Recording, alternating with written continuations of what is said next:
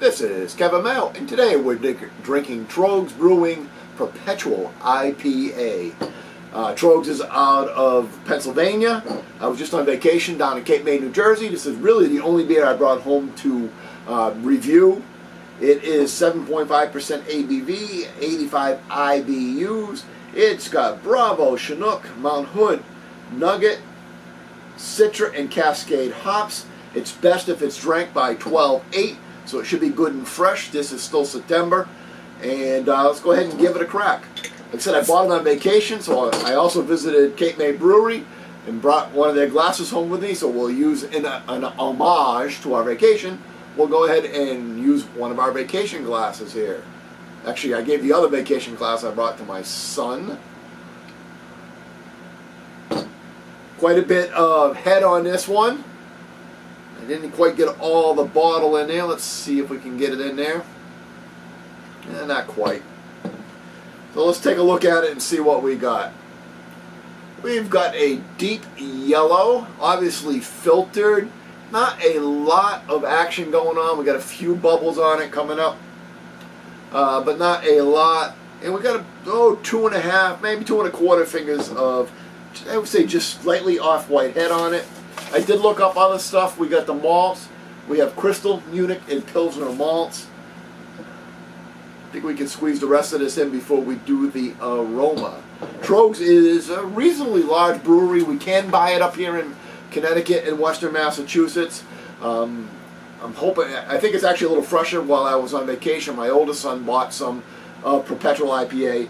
And just for shits and giggles, I checked on the freshness date on his.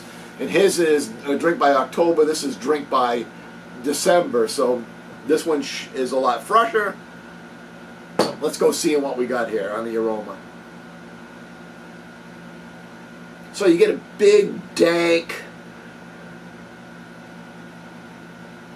yeah, I get dank, a little bit of malt, a little bit of citrus.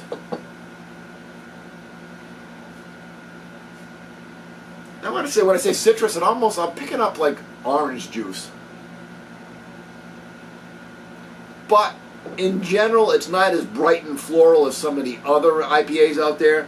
It's kind of a traditional IPA where you're getting some of that dank resin pine, and I'm not picking up much pine note, but some of that earthy undertones on it.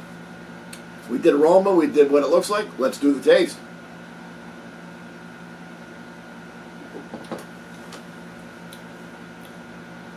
Yeah, nice cream, clear, bitter. I like it.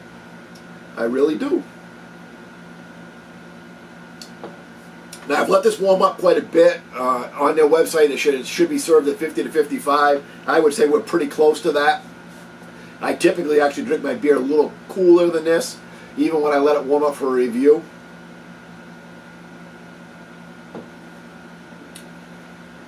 So up front, it tastes a lot like that aroma. I get the dank.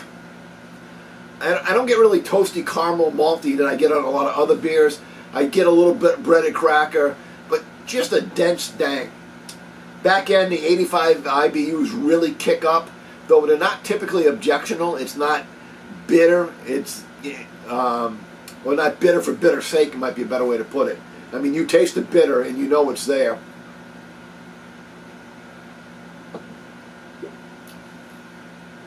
And then in the middle, you get that nice, clean, sweet orange juice.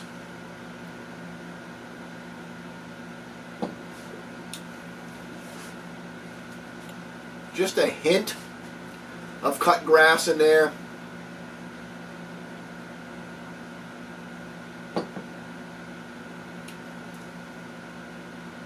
Yep, orange juice, a little bit of, like I said, just a hint of the cut grass. Your tongue gets coated with that pine resin residue, and it finishes quite dry.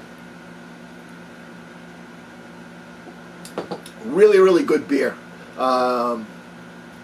Just a solid IPA. I was trending onto a great IPA.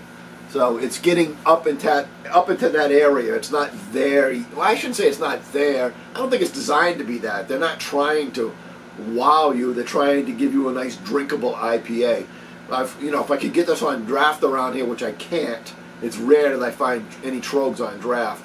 But if I could get this on draft around here, this is something I would definitely order if I was out in a restaurant or a bar and they just, what do you have? And Perpetual. I would order the Perpetual.